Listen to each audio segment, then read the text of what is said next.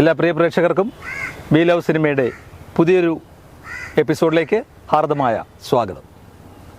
We love cinema ഹിറ്റുകളുടെ കഥ എന്ന ഈ സെഗ്മെൻറ്റിൽ ഇന്ന് പിന്നാമ്പുറ കഥകൾ അവതരിപ്പിക്കുന്ന സിനിമ യവനിക.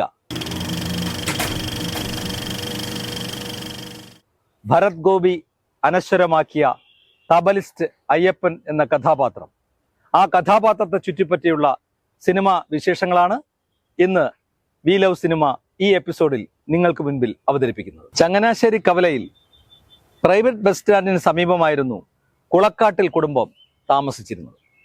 കുളക്കാട്ടിൽ സാമുവലിനും അന്നമ്മയ്ക്കും 2 ആൺമക്കൾ. മൂത്തയാൾ ഗിവർഗീസ് ജോർജ്, ഇളയാൾ സാം.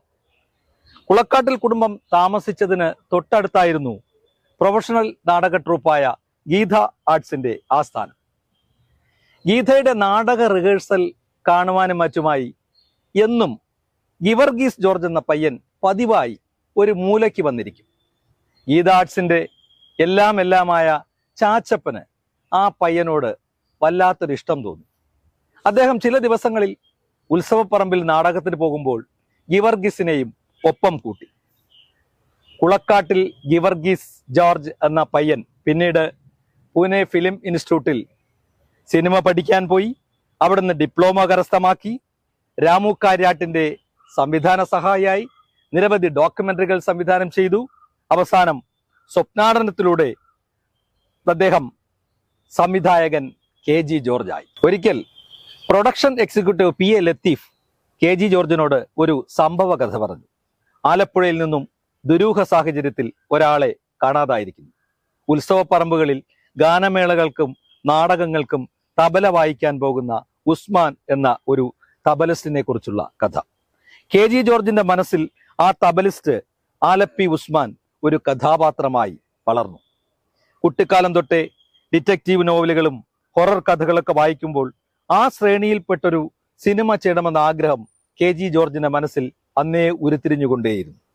അങ്ങനെ ഇരിക്കെ ഒരു ദിവസം ഹെൻറി എന്നൊരാൾ KG ജോർജിനെ മദ്രാസിൽ വന്ന് പരിചയപ്പെട്ടു. നിങ്ങളുടെ മേള എന്ന ചിത്രം എനിക്ക് വളരെ ഇഷ്ടപ്പെട്ടു. അന്നേ ഞാൻ വിചാരിച്ചതാണ് നിങ്ങളെ കൊണ്ട് ഒരു സിനിമ സംവിധാനം ചെയ്യിക്കണമെന്ന്. അതുകൊണ്ട് ഞാനിപ്പോൾ സിനിമ നിർമ്മിക്കാനുള്ള തയ്യാറെടുപ്പിലാണ്. നിങ്ങൾ തന്നെ സംവിധാനം ചെയ്യണം. ഹെൻറി പറഞ്ഞു. KG ജോർജ് അത് സമ്മതിക്കുകയും ചെയ്തു. തിരക്കഥാ വിദ്യാർത്ഥികളുടെ സംവിധായകന്റെ ക്രാഫ്റ്റിന്റെ പഠിതാക്കളുടെ പാഠപുസ്തകമായ യവനിക എന്ന കൾട്ട് ക്ലാസിക്കിന്റെ തുടക്കം അവിടെയാണ്. ഹെൻറിയോട് 3 കഥകൾ KG ജോർജ് പറഞ്ഞു. വ്യത്യസ്ത തരത്തിൽ ജീവിക്കുന്ന സമൂഹത്തിലെ 3 വനിതകളെ കുറിച്ചുള്ള കഥ. അത് പിന്നീട് ആദാമിന്റെ വാരിയല് എന്ന പേരിൽ സിനിമയായി. പിന്നീട് പറഞ്ഞത് ഒരു പ്രണയകഥ. മൂന്നാമത് പറഞ്ഞത് ഒരു നാടക സമിതിയുടെ പശ്ചാത്തലത്തിൽ നടന്ന കഥ, ഒരു കുറ്റാന്വേഷണ കഥ. 3 കഥകളും കേട്ട ഹെൻറി 3ാമത്തെ കഥ സിനിമയാക്കാൻ KG ജോർജിന് അവസരം നൽകി. യവനികയുടെ തിരക്കഥ എഴുതാൻ നാടകവും സിനിമയുമായി ബന്ധമുള്ള KT മുഹമ്മദിന്റെ പേര് PA ലത്തീഫാണ് KG ജോർജിനോട് നിർദ്ദേശിച്ചത്. അങ്ങനെ PA ലത്തീഫും KG ജോർജും നേരെ ചെന്ന് KT മുഹമ്മദിനെ കണ്ട് 1 ലൈൻ കൈമാറി.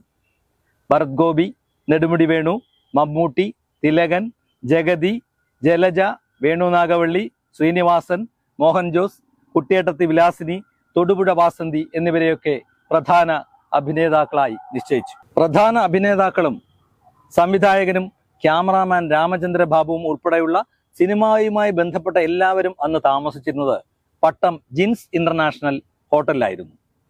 ഈ ഹോട്ടലിൽ വെച്ചാണ് ഷൂട്ടിംഗ് താരങ്ങൾ താമസിച്ചിരുന്നെങ്കിലും യവനികയുടെ ഷൂട്ടിംഗ് തുടങ്ങുന്നതിന് 2 ദിവസം മുൻപ് മാത്രമാണ് KG ജോർജിന് KT മുഹമ്മദ് 1-2 സീൻസ് എഴുതി നൽകിയത്. പക്ഷേ അതൊന്നും അത്ര കണ്ട് KG ജോർജിന് സ്വീകാര്യമായിരുന്നില്ല.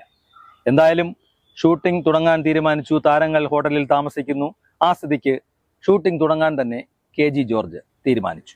ഷൂട്ടിംഗ് തുടങ്ങി 1-2 ദിവസം മുന്നോട്ട് പോയി.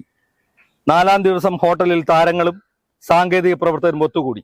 ഇങ്ങനെ പോയാൽ ശരിയാവില്ല, ഇനി എന്ത് ചെയ്യും, എന്താണ് ഒരു പോംവഴി? ഒടുവിൽ തിരക്കഥ പൂർത്തിയായ ശേഷം മതി ഷൂട്ടിംഗ് എന്ന് തീരുമാനിച്ചു.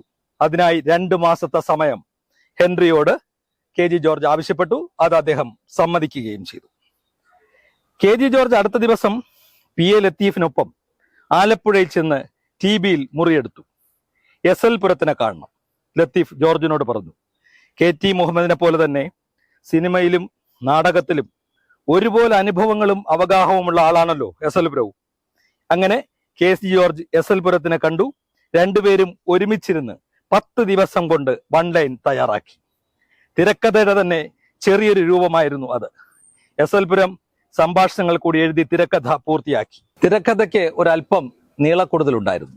പക്ഷെ കുറച്ച് ദിവസത്തെ ചർച്ചകൾ കൊണ്ട് വള്ളിപുള്ളി ഒക്കെ തിരുത്തി ശരിയാക്കി തിരക്കഥയുടെ ആ ഒരു ലെങ്ത് കുറച്ച് തിരക്കഥ പൂർണ്ണമാക്കി.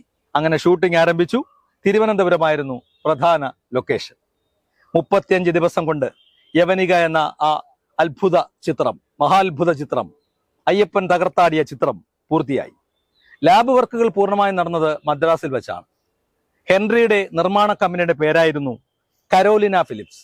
പക്ഷെ അദ്ദേഹം തിരുവനന്തപുരത്ത് ഈ സിനിമ വിതരണം ചെയ്യാൻ മറ്റാരുടെയും അനുവാദം തേടി നിന്നില്ല. സ്വന്തമായിട്ട് അപ്സര എന്ന പേരിൽ ഒരു വിതരണ കമ്പനി രൂപീകരിച്ച് 1982 ഏപ്രിൽ 30 യവനിക റിലീസ് ചെയ്തത്. തിയേറ്റർ പ്രേക്ഷകർ നിറഞ്ഞ മനസ്സോടെയാണ് യവനികയെ ഏറ്റെടുത്തത്. ഇന്ത്യക്കകത്തും പുറത്തും സിനിമയെ അഭിനന്ദിച്ചവർ ഏറെ പേരുണ്ട്. സിനിമാക്കാർ മാത്രമല്ല, രാഷ്ട്രീയ, സാമൂഹ്യ, സാംസ്കാരിക രംഗങ്ങളിലെ പ്രമുഖർ, പോലീസ് ഉദ്യോഗസ്ഥർ പോലും സിനിമയെ അഭിനന്ദിച്ചു. കാരണം ഈ സിനിമയിലെ വാദിയും പ്രതിയും കേസുമായി മുന്നോട്ട് പോവുകയാണെങ്കിൽ എന്തായിരിക്കണം ആ കേസിന്റെ വിധി എന്നറിയാൻ എറണാകുളം ലോ കോളേജിലെ അധ്യാപകരും വിദ്യാർത്ഥികളും തമ്മിൽ സംവദിച്ചു. അവസാനം ജലജ അവതരിപ്പിച്ച രോഹിണിയെ നിരുപാധികം വിട്ടയക്കാനാണ് അവിടെ തീരുമാനമായത്. അതായിരുന്നു യവനിക എന്ന ചലച്ചിത്രം നേടിയ ജനപ്രീതി. പിന്നീട് മറ്റു ഭാഷകളിലേക്ക് റീമേക്ക് ചെയ്യുവാനുള്ള അവകാശത്തിനായി പലരും ഹെൻറിയെ സമീപിച്ചു. പക്ഷേ തമിഴിലും ഹിന്ദിക്കും മാത്രം റീമേക്ക് ചെയ്യാനുള്ള അവകാശം ഹെൻറി നൽകി. എന്നാൽ മലയാളത്തിന്റെ മഹാവിജയമായ യവനിക ഇനി അതേപടി പുനരാവിഷ്കരിക്കാൻ കഴിയില്ല എന്ന് തീരുമാനിച്ചുകൊണ്ട് പലരും ഈ റീമേക്കിംഗിൽ നിന്ന് പിന്മാറി. എന്നിരുന്നാലും 1995 മറാത്തി ഭാഷയിൽ യവനിക റീമേക്ക് ചെയ്തു. ശ്രീ ഭവാനി ചിത്രയുടെ ബാനറിൽ അജയ് സർപോർദർ സംവിധാനം ചെയ്ത പൈൻഡാൻ എന്ന ആ ചിത്രം മറാത്തി ഭാഷയ്ക്ക് അനുയോജ്യമായ മാറ്റങ്ങളോടെ ആണ് ഒരുക്കിയത്. മറാത്തയിലും മഹാവിജയമായി മലയാളത്തിന്റെ മഹാചിത്രമായ യവനിക. മറ്റൊരു എപ്പിസോഡുമായി വീണ്ടും കാണാം. നന്ദി, നമസ്കാരം.